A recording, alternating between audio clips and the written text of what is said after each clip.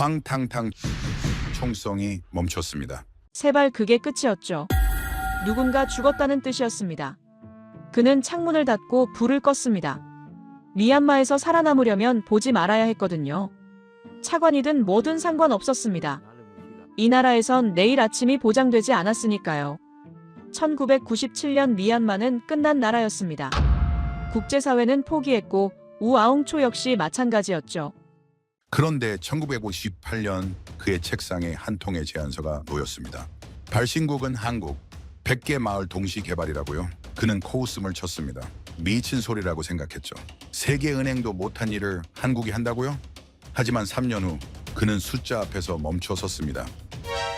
도로 완공률 98%, 소득 증가율 220%. 이게 진짜입니까? 대체 한국은 무엇을 한 겁니까? 나라가 망한다는 게 뭘까요? 전쟁입니까? 아닙니다. 가난입니까? 그것도 아닙니다. 진짜 망한다는 건 아무도 기대하지 않게 되는 겁니다. 국민도, 정부도, 국제사회도요. 1990년대 미얀마가 그랬습니다. 저는 그 안에서 일했죠. 차관급 관료로서요. 그리고 저 역시 포기하고 있었습니다. 제 소개를 먼저 하겠습니다. 우아웅초 미얀마 차관급 관료입니다. 하지만 그게 중요합니까? 이 나라에선 차관도 총알을 피해야 했거든요. 저는 국가개발 계획을 세우는 사람이었습니다. 하지만 믿지 않았죠. 제가 쓴 계획을 말이에요. 20년간 같은 보고서를 반복해서 쓰고 있었습니다. 아무것도 바뀌지 않았거든요. 1997년이었습니다. 미얀마 국민 평균 수명은 58세였고 전기 보급률은 13%에 불과했죠. 1인당 GDP는 200달러였습니다. 저는 이 숫자들을 매일 봤습니다. 보고서에 적었고 회의에서 발표했죠. 하지만 아무도 읽지 않았습니다. 국제사회는 이미 우리를 포기했거든요. 군사 독재, 내전, 경제 제재. 이 세 단어가 미얀마의 전부였습니다. 외국 기업들은 하나둘 떠났고 투자는 완전히 끊겼죠. 원조 기관들도 철수했습니다. 남은 건 가난뿐이었어요. 그것도 대물림되는 가난이었습니다. 전기는 하루 2시간만 들어왔습니다. 그것도 운이 좋을 때만이었죠. 대부분의 국민들은 촛불로 밤을 보냈습니다. 식수는 강물을 끓여서 마셨어요. 수도 같은 건 수도에만 있었습니다. 지방 마을들은 우물조차 말라 있었거든요. 도로는 비만 오면 끊겼습니다. 전부 흙길이었거든요. 우기만 되면 30개 이상의 마을이 완전히 고립됐죠. 식량 수송이 중단됐습니다. 구호품도 들어갈 수 없었어요. 저는 매번 보고서를 썼습니다. 도로 복구가 시급하다고요. 예산을 요청했죠. 하지만 돌아오는 건 침묵뿐이었습니다. 10년째 같은 내용의 보고서를 쓰고 있었거든요. 미얀마는 원래 농업국가였습니다. 땅은 넓었고 비도 충분히 내렸죠. 하지만 수확량은 형편없었습니다. 기술이 없었거든요. 비료도 부족했고 농기계는 구경조차 할 수 없었습니다. 농부들은 100년 전 방식 그대로 농사를 지었어요. 손으로 씨를 뿌리고 손으로 걷어들였죠. 그렇게 죽어라 일해도 배를 채울 수 없었습니다. 더 큰 문제는 고리대 금업자들이었습니다. 그들이 마을 전체를 장악하고 있었거든요. 이자율이 월 10%였습니다. 농부들은 씨앗을 사려고 돈을 빌렸어요. 수확을 해도 빚을 갚을 수 없었죠. 그래서 다음 해에 또 빌렸습니다. 평생을 빚더미에서 살았어요. 그들의 자식들도 마찬가지였습니다. 저는 외국 원조기관과 회의를 자주 했습니다. 그들은 매번 같은 질문을 했죠. 미얀마 정부의 개혁 의지는 어떻습니까? 저는 대답할 수 없었습니다. 개혁이요? 군부가 총을 쥐고 있는데 무슨 개혁을 하겠습니까? 그들은 실망한 표정으로 고개를 저었습니다. 회의는 30분 만에 끝났고 원조는 거부됐죠. 동료 관료들과 술을 마셨습니다. 누군가 한숨을 쉬며 말했어요. 우리 세대에는 안 바뀔 겁니다. 아무도 반박하지 않았습니다. 저도 마찬가지였거든요. 희망이라는 단어는 사치였습니다. 우리에겐 오늘을 버티는 것만이 전부였어요. 저는 매일 아침 출근했습니다. 보고서를 쓰고 회의를 하고 집에 돌아왔죠. 하지만 알고 있었습니다. 이 모든 게 무의미하다는 걸요. 미얀마는 단순히 가난한 나라가 아니었습니다. 이미 국제사회로부터 완전히 포기된 나라였거든요. 그런데 1998년 어느 날이었습니다. 제 책상에 한 통의 제안서가 놓여 있었어요. 발신국을 보고 눈을 의심했습니다. 한국이라고 적혀 있었거든요. 저는 그 나라를 잘 몰랐습니다. 아시아 어딘가에 있는 나라라는 것만 알고 있었죠. 제안서를 펼쳤습니다. 그리고 코웃음을 쳤어요. 100개 마을을 동시에 개발하겠다고요? 미쳤습니까? 이게 대체 무슨 소립니까? 저는 제안서를 다시 펼쳤습니다. 혹시 잘못 읽은 건 아닐까 싶었거든요. 하지만 아니었습니다. 100개 마을, 동시개발, 전국 단위 프로젝트. 그대로 적혀 있었죠. 이건 상식이 아니었습니다. 원조라는 게 뭡니까? 저는 20년간 그 판을 지켜봤습니다. 패턴이 있었어요. 어느 나라든 어느 기관이든 똑같았죠. 시범 마을 1개, 많아야 2개를 선정합니다. 우물을 파주고 학교를 하나 지어주죠.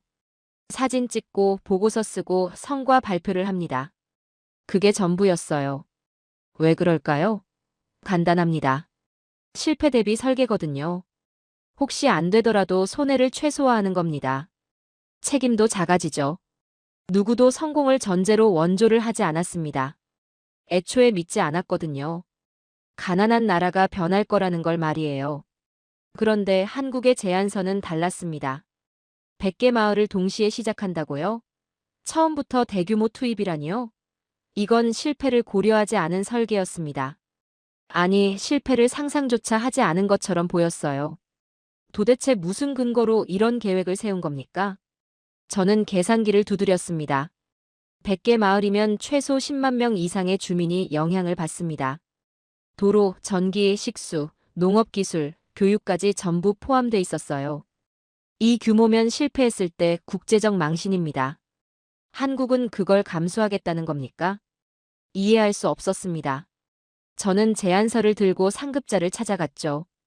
그는 제안서를 훑어보더니 피식 웃었습니다. 이런 걸 진지하게 검토할 필요가 있겠느냐고 물었어요. 한국이 뭘 안다고 미얀마에 와서 이런 제안을 하느냐고요. 저는 대답하지 못했습니다. 저도 같은 생각이었거든요. 회의가 소집됐습니다.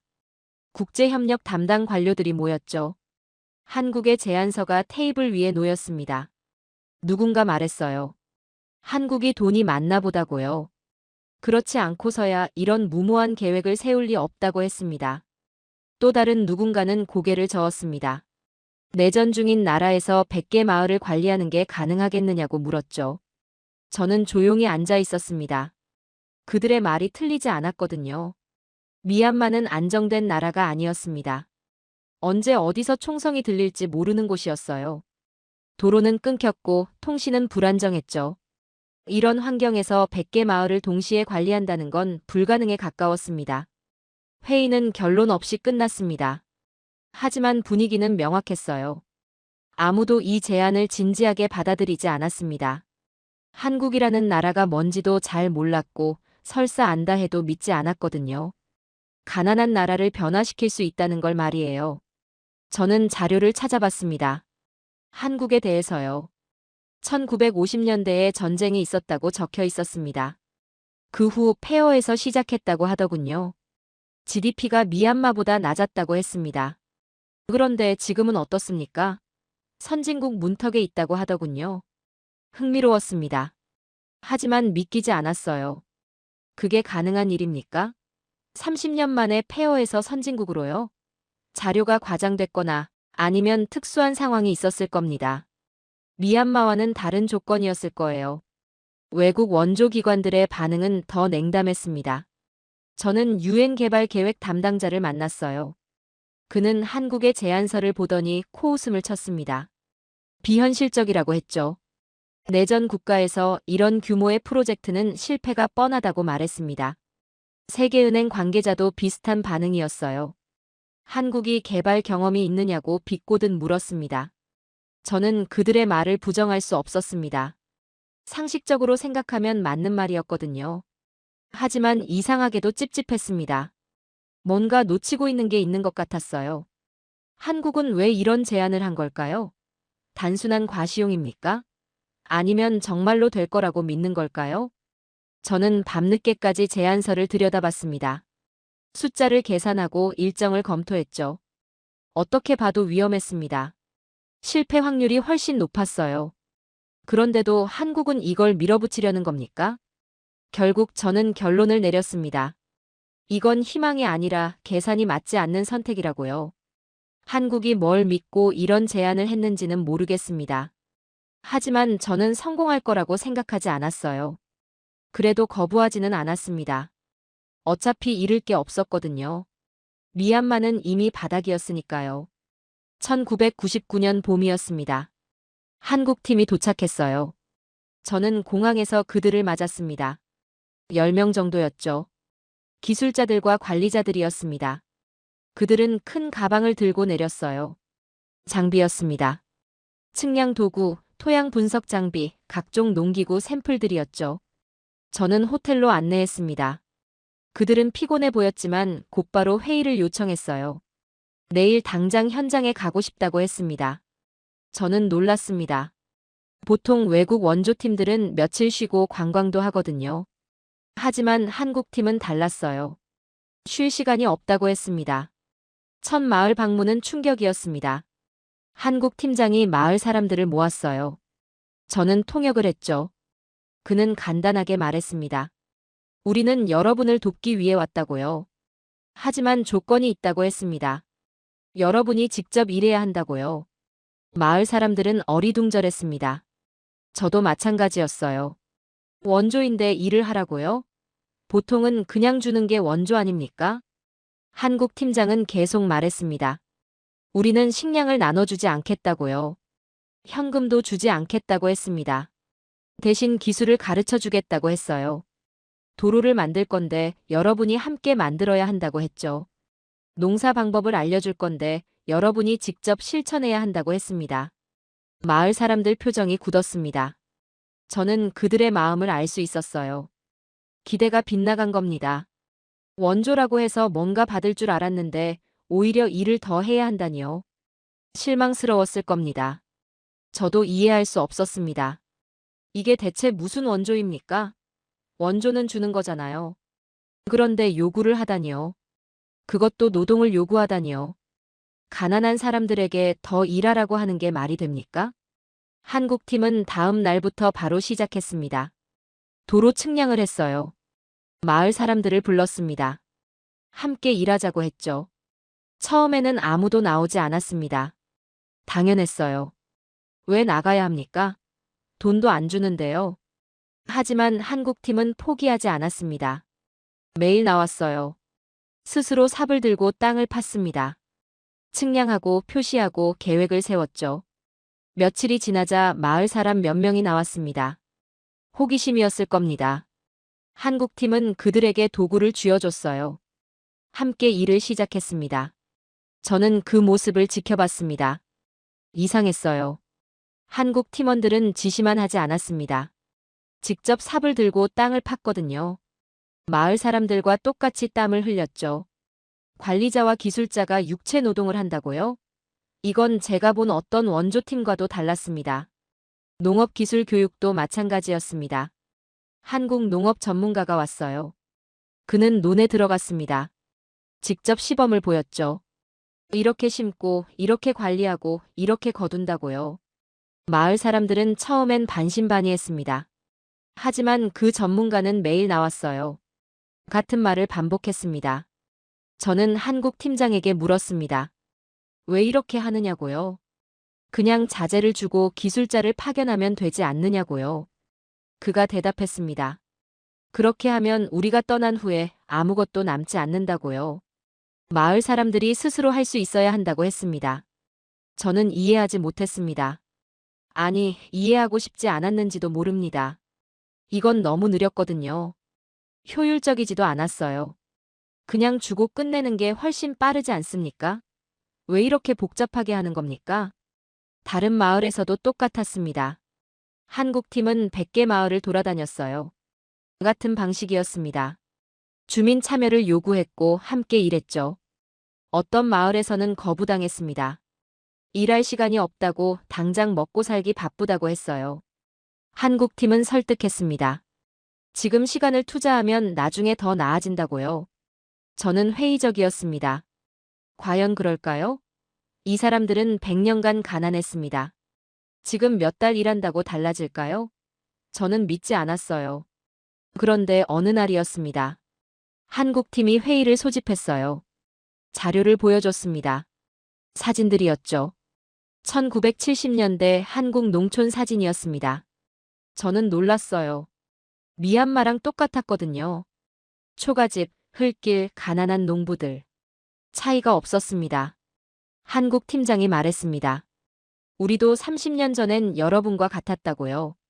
가난했고 희망이 없었다고 했습니다. 하지만 바뀌었다고요. 어떻게요? 새마을 운동이라는 걸 했다고 합니다. 저는 그 단어를 처음 들었습니다. 새마을 운동. 무슨 뜻인지 몰랐어요. 한국 팀장이 설명했습니다. 마을 사람들이 스스로 일어선 거라고요. 정부가 도왔지만 주민들이 움직였다고 했습니다. 도로를 만들고 집을 고치고 농사 방법을 바꿨다고요. 저는 고개를 끄덕였습니다. 하지만 속으로는 여전히 의심했어요. 한국은 한국이고 미얀마는 미얀마 아닙니까? 상황이 다른데 같은 방법이 통할까요? 한국 팀장이 마지막으로 말했습니다. 우리는 여러분을 도우러 온 게 아니라고요. 여러분이 스스로 일어서도록 하러 왔다고 했습니다. 저는 그때 깨달았습니다. 이건 원조가 아니었어요. 이건 뭔가 다른 거였습니다. 6개월이 지났고 저는 정기 보고서를 작성하고 있었습니다. 한국 프로젝트 진행 상황을 적어야 했거든요. 솔직히 말씀드리면 저는 큰 기대를 하지 않았습니다. 아마 실패 사례가 몇 개 나올 거라고 생각했어요. 그래서 담당 공무원에게 현장 보고를 요청했죠. 담당 공무원이 제 사무실로 들어왔습니다. 손에는 두툼한 서류 뭉치를 들고 있었어요. 100개 마을의 현황 보고서였습니다. 저는 커피를 한 모금 마시고 첫 장을 펼쳤죠. 그리고 손을 멈췄습니다. 숫자가 이상했거든요. 도로 완공률이 적혀 있었습니다. 100개 마을 중 67개 마을에서 도로가 완성됐다고 했어요. 6개월 만에 말입니다. 저는 다시 한번 확인했습니다. 혹시 제가 잘못 본 건 아닐까 싶었거든요. 하지만 오타가 아니었습니다. 정말로 67개 마을이었어요. 믿을 수 없었습니다. 미얀마에서 도로 하나 만드는 데는 보통 2년이 걸립니다. 예산 문제도 있고 자재 수급도 어렵고 인력 확보도 쉽지 않았거든요. 그런데 단 6개월 만에 67개 마을에 도로가 깔렸다는 겁니까? 저는 담당 공무원을 쳐다봤습니다. 정말로 확인한 거냐고 물었죠. 그는 고개를 끄덕이며 대답했습니다. 직접 현장에 다녀왔다고 했어요. 도로가 정말로 깔려 있더라고 말했습니다. 그것도 콘크리트로 제대로 포장까지 됐다고 했죠.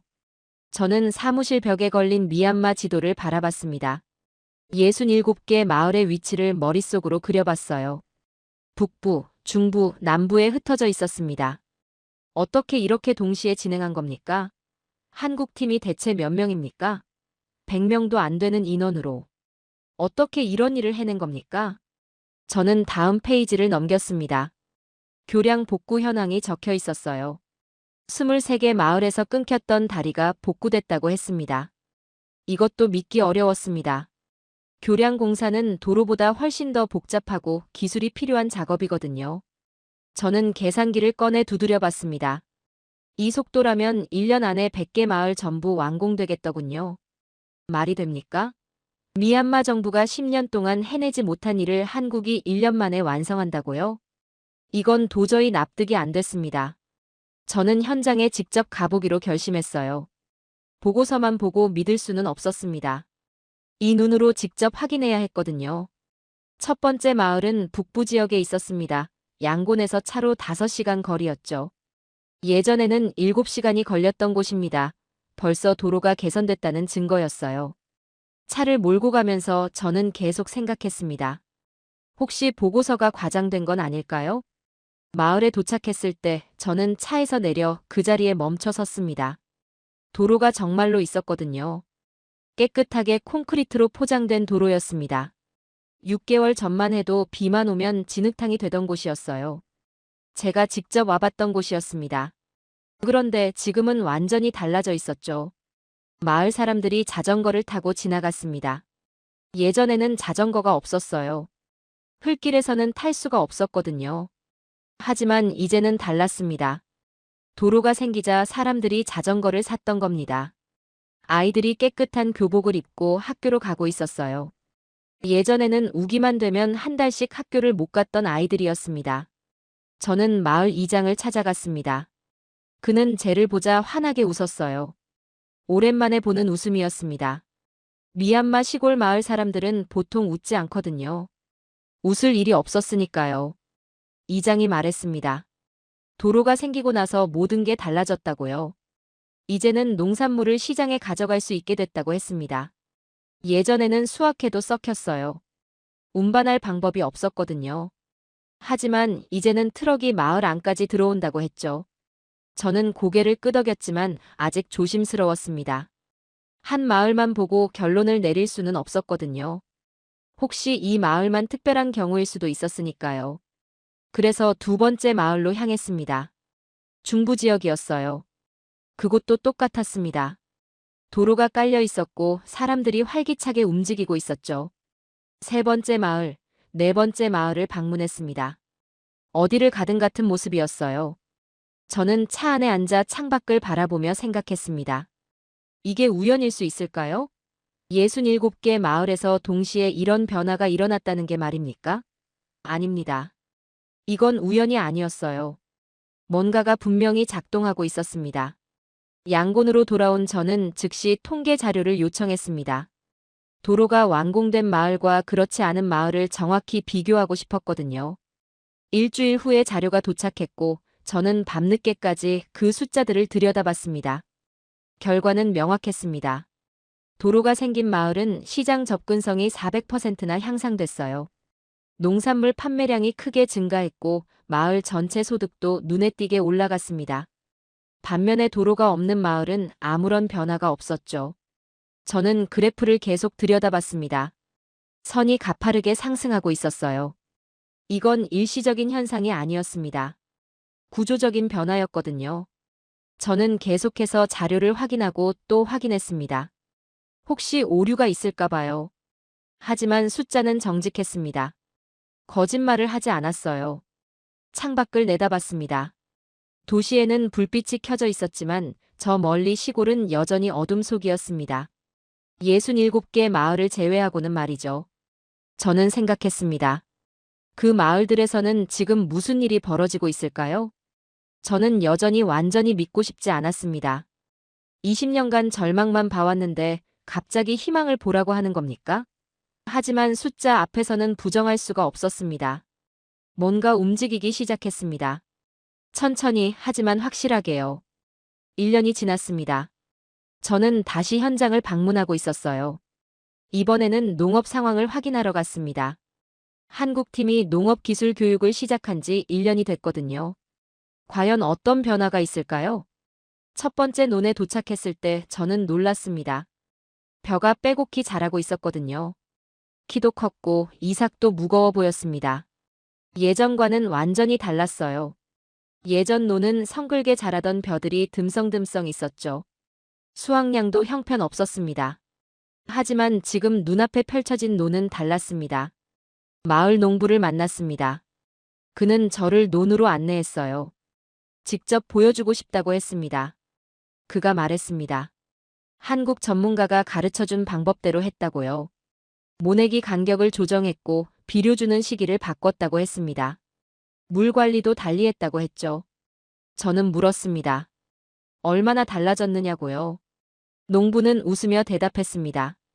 작년보다 2배는 더 나올 것 같다고 했어요. 2배라고요? 저는 반신반의했습니다.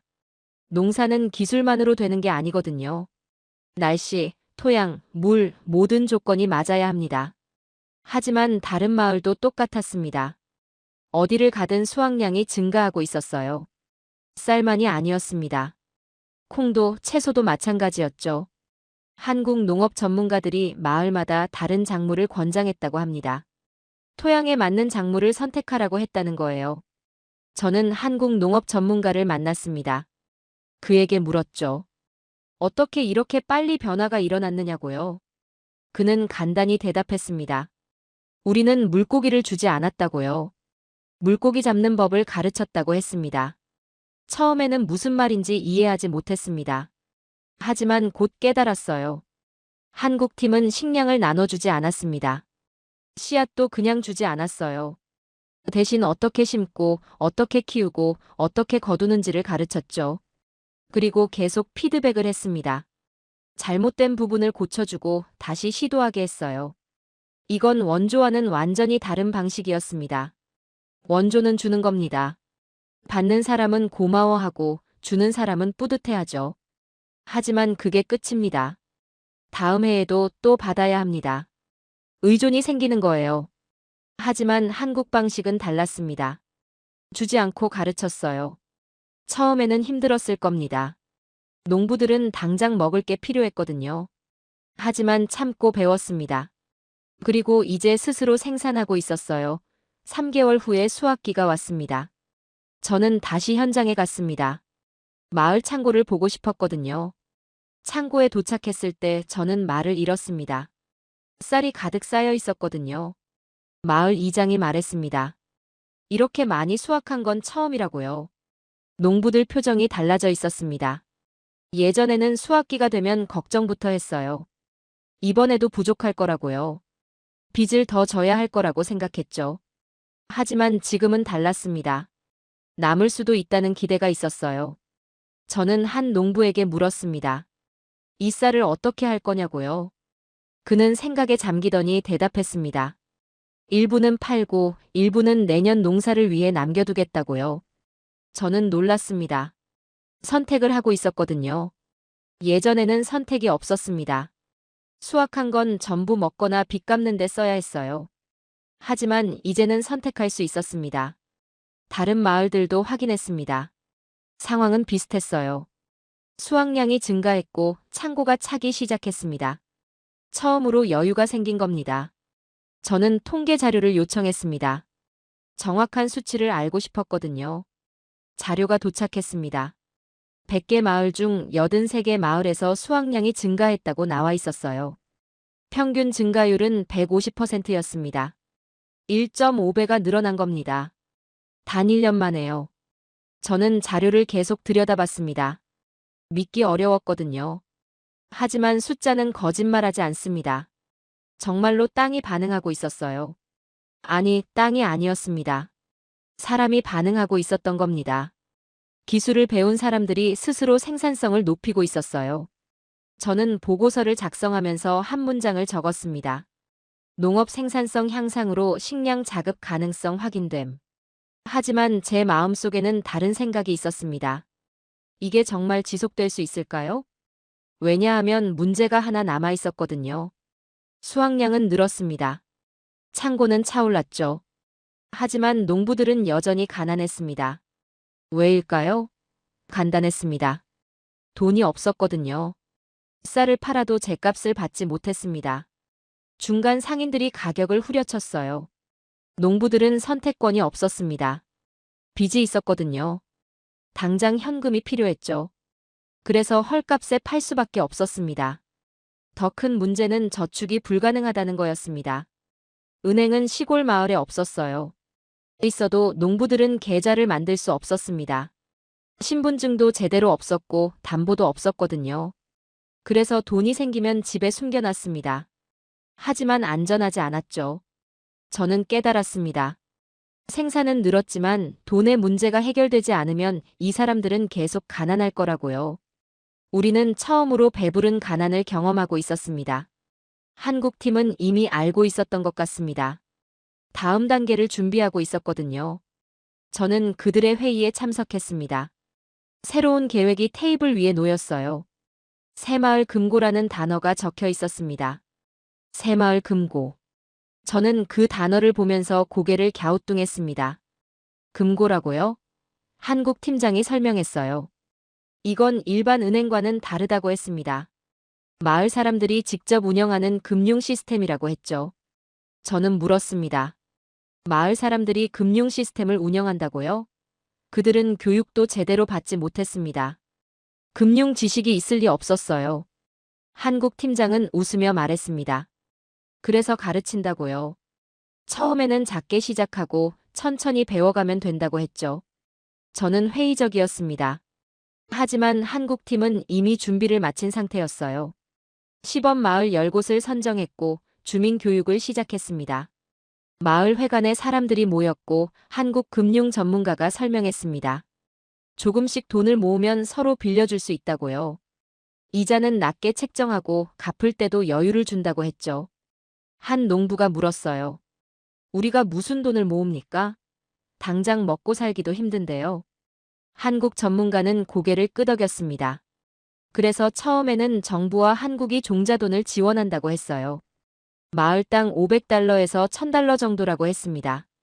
저는 코웃음을 쳤습니다. 그 돈으로 뭘 하겠습니까? 3개월 후에 첫 번째 새마을 금고가 문을 열었습니다. 마을 회관 한쪽에 작은 금고가 놓였고 장부도 준비됐습니다. 첫날 입금액을 확인했을 때 저는 놀랐어요. 20명이 돈을 맡겼거든요. 많아야 5달러, 적으면 1달러였지만 그들이 돈을 맡겼다는 사실 자체가 놀라웠습니다. 믿는다는 뜻이었거든요. 일주일 후에 첫 대출이 일어났습니다. 한 농부가 30달러를 빌렸어요. 염소를 사겠다고 했습니다. 운영위원들이 회의를 했고 결국 승인했습니다. 이자율은 월 2%였어요. 저는 충격을 받았습니다. 고리대 금업자들은 월 10%를 받았거든요. 5분의 1 수준이었습니다. 3개월이 지나서 다시 방문했습니다. 입금 회원이 50명으로 늘어 있었고 대출 건수는 15건이었습니다. 상환율은 100%였어요. 모두가 약속을 지키고 있었던 겁니다. 대출 용도를 살펴봤습니다. 염소, 닭, 재봉틀, 자전거, 소규모 장사 미천. 모두 생산적인 용도였어요. 소비가 아니라 투자였습니다. 한 여성을 만났습니다. 그녀는 재봉틀을 샀다고 했어요. 새마을 금고에서 40달러를 빌렸다고 했습니다. 이제 마을 사람들 옷을 수선해주고 한 달에 15달러를 번다고 했죠. 6개월이면 빚을 갚을 수 있다고 했습니다. 저는 그녀의 눈빛을 봤습니다. 예전에는 절망이 있었는데 지금은 계획이 있었어요. 빚을 갚고 돈을 모으고 재봉틀을 하나 더 사겠다고 했습니다. 다른 마을들도 새마을 금고를 만들기 시작했습니다. 6개월 만에 50개 마을에 금고가 생겼고 1년 후에는 80개 마을로 늘어났습니다. 총 예치금이 3만 달러를 넘어섰더군요. 이건 단순한 숫자가 아니었습니다. 마을 사람들이 처음으로 금융 시스템을 믿기 시작했다는 뜻이었어요. 더 놀라운 건 마을 내부 경제가 형성되기 시작했다는 겁니다. 재봉틀을 산 여성은 옷을 수선했고 염소를 산 농부는 우유를 팔았습니다. 자전거를 산 청년은 물건을 날라주고 돈을 받았죠. 돈이 마을 안에서 돌기 시작한 겁니다. 예전에는 돈이 마을 밖으로만 나갔습니다. 고리대 금업자에게, 중간 상인에게 빠져나갔어요. 하지만 이제는 달랐습니다. 마을 안에서 거래가 생기고 돈이 순환했습니다. 이건 작은 경제 생태계였어요. 저는 한국 팀장에게 물었습니다. 어떻게 이런 생각을 했느냐고요? 그는 대답했습니다. 1970년대 한국에서 똑같이 했다고요. 새마을 금고가 있었고 마을 사람들이 서로 돕고 서로 빌려줬다고 했습니다. 그게 한국 경제의 뿌리였다고 했죠. 저는 고개를 끄덕였지만 여전히 불안했습니다. 한국 팀장은 조용히 말했습니다. 마을 사람들이 직접 운영하니까 책임감이 생긴다고요. 외부 은행이 아니라 우리 금고니까 지킨다고 했죠. 창밖을 내다봤습니다. 마을 사람들이 오가고 있었어요. 장을 보고 물건을 팔고 이야기를 나누고 있었습니다. 돈이 돌자 사회가 움직이기 시작했습니다. 3년이 지났습니다. 저는 회의실에 앉아 있었어요. 외부 평가단이 도착한 날이었습니다. 세계은행과 유엔 개발 계획에서 파견된 전문가들이었죠. 그들은 한국의 새마을 운동 이식 프로젝트를 평가하러 왔습니다. 저는 긴장하고 있었습니다. 3년간의 노력이 이 평가로 판가름 날 테니까요. 한국 팀도 자리에 함께했습니다. 그들의 표정도 굳어 있었어요. 평가단장이 서류를 펼쳤습니다. 두툼한 보고서였죠. 3개월간 현장 조사를 한 결과물이었습니다. 평가단장이 말문을 열었습니다. 먼저 물리적 성과부터 발표하겠다고 했어요. 저는 숨을 죽이고 들었습니다. 도로 완공률 98%. 100개 마을 중 98개 마을에서 도로가 완성됐다고 합니다. 전기 보급률은 73%로 상승했고요. 식수 접근성은 91%까지 개선됐다고 했습니다. 숫자가 계속 이어졌습니다. 농업 생산성은 평균 180% 증가했어요. 가구당 평균 소득은 3년 전 대비 220% 상승했습니다. 비교 마을들, 그러니까 프로젝트에 포함되지 않은 마을들과 비교했을 때 유의미한 차이가 있다고 했죠. 평가단장이 그래프를 보여줬습니다. 선이 가파르게 올라가고 있었어요. 저는 그 그래프를 보면서 믿기 어려웠습니다. 정말로 성공한 겁니까? 100개 마을이 동시에 변화했다는 겁니까? 회의실 분위기가 달라졌습니다. 한국 팀원들이 안도의 한숨을 쉬었어요. 저도 마찬가지였습니다. 3년간의 노력이 헛되지 않았다는 뜻이었거든요. 평가단장이 말했습니다. 이 프로젝트는 성공적이라고 평가할 수 있다고요. 저는 웃음이 나올 뻔했습니다. 성공이라고요? 제가 처음 제안서를 봤을 때 코웃음 쳤던 그 프로젝트가 성공이라고요? 한국 팀장도 웃고 있었습니다. 그들의 노력이 인정받은 순간이었죠. 하지만 평가단장이 다음 페이지를 넘겼습니다. 표정이 조금 달라졌어요. 그가 말했습니다. 다만 한 가지 지적할 부분이 있다고요. 저는 귀를 기울였습니다. 물리적 환경과 경제적 지표는 분명히 개선됐습니다. 하지만 사회적 자본의 변화는 뚜렷하지 않습니다. 회의실이 조용해졌습니다. 사회적 자본이요? 평가단장이 설명했습니다. 주민들 간의 자발적 협력, 공동체 의식, 자치 조직의 활성화 같은 것들 말입니다. 이런 부분에서는 한국의 새마을 운동만큼 강하게 나타나지 않았다고 했어요. 저는 그 말을 곱씹었습니다. 물리적으로는 성공했지만 사회적으로는 완전하지 않다는 뜻이었습니다. 평가단 한 명이 덧붙였어요. 한국의 1970년대 새마을 운동을 보면 주민들이 자발적으로 모여서 일했다고 합니다. 정부가 시키지 않아도 스스로 마을 일을 결정하고 실행했다고 하더군요. 하지만 미얀마는 달랐습니다. 한국 팀이 오면 일했지만 그들이 없으면 주도성이 떨어졌다고 합니다. 새마을 금고는 잘 작동했지만 마을 회의는 형식적인 경우가 많았다고 했어요. 주민들이 스스로 문제를 해결하기보다는 한국 팀에게 물어보는 경향이 있었다고 했죠. 저는 한국 팀장을 쳐다봤습니다. 그의 표정이 굳어 있었어요. 실망한 것처럼 보였습니다. 평가단장이 마무리 발언을 했습니다. 전체적으로는 성공적인 프로젝트지만 한국의 새마을 운동이 가졌던 자발성과 공동체 정신까지는 이식되지 않았다고 평가한다고 했습니다. 회의가 끝났습니다. 사람들이 하나둘 자리를 떠났어요. 저는 자리에 그대로 앉아 있었습니다. 그 문장이 머릿속에서 맴돌았거든요. 사회적 자본의 변화는 뚜렷하지 않다. 저는 생각했습니다. 이게 실패라는 뜻일까요? 아닙니다. 저는 천천히 깨달았습니다. 이건 실패가 아니었어요. 오히려 반대였습니다. 이 문장은 한국이 얼마나 특별했는지를 증명하는 문장이었거든요. 한국은 도로를 만들었고 기술을 전수했고 금융 시스템을 구축했습니다. 그건 복제 가능한 것들이었어요. 미얀마도 할 수 있었습니다. 하지만 단 하나 복제할 수 없는 게 있었습니다. 국민의 자발성이었습니다. 1970년대 한국 사람들은 정부가 시키지 않아도 스스로 움직였어요. 마을 사람들이 모여서 회의하고 결정하고 함께 일했습니다. 그게 새마을 운동의 진짜 힘이었던 겁니다. 미얀마는 그걸 배울 수 없었습니다. 왜냐하면 그건 기술이 아니었거든요. 문화였고 역사였고 민족성이었습니다. 한국 사람들은 가난 속에서도 서로를 믿었어요. 나라가 어려울 때 하나로 뭉쳤습니다. 그게 한강의 기적을 만든 진짜 이유였던 겁니다. 저는 창밖을 내다봤습니다. 저 너머 어딘가에 100개 마을이 있었어요. 도로가 깔리고 전기가 들어오고 사람들이 돈을 벌고 있었습니다. 그것만으로도 기적이었습니다. 하지만 한국이 이뤄낸 진짜 기적은 그 이상이었던 겁니다. 저는 그날 밤 집으로 돌아가지 않았습니다. 사무실에 남아서 자료들을 다시 펼쳤어요. 한국의 새마을 운동 관련 문서들이었습니다. 3년 동안 계속 봐왔던 자료였지만 이제는 다르게 보였거든요.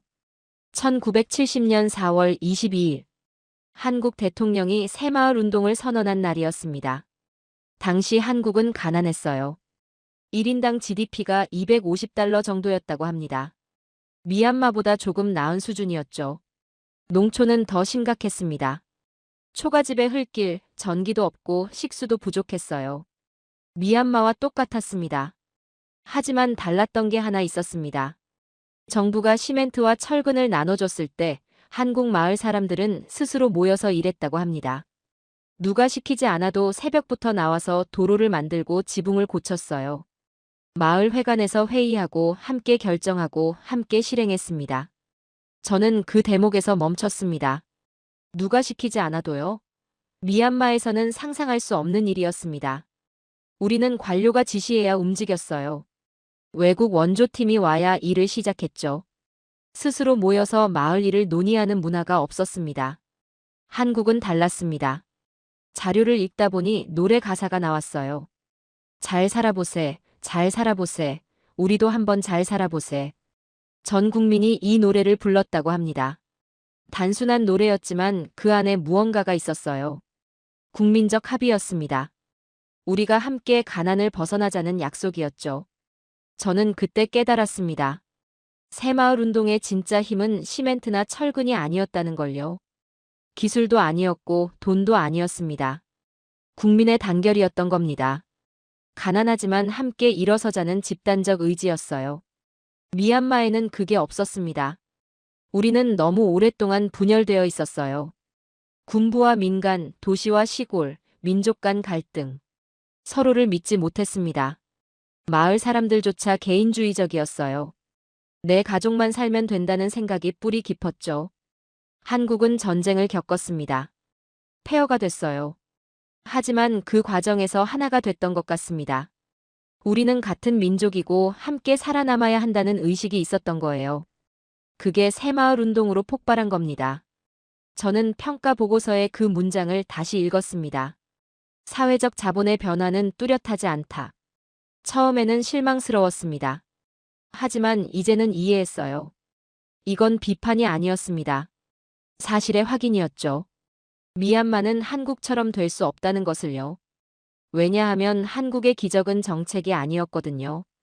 민족성이었습니다. 가난 속에서도 서로를 믿고 함께 일하고 국가를 위해 개인을 희생할 수 있었던 그 정신이 기적을 만든 겁니다. 그건 복제할 수 없는 것이었어요. 저는 창밖을 내다봤습니다. 미얀마의 밤하늘이었어요. 100개 마을에서는 지금 불빛이 켜져 있을 겁니다. 사람들이 저녁을 먹고 텔레비전을 보고 내일을 준비하고 있겠죠.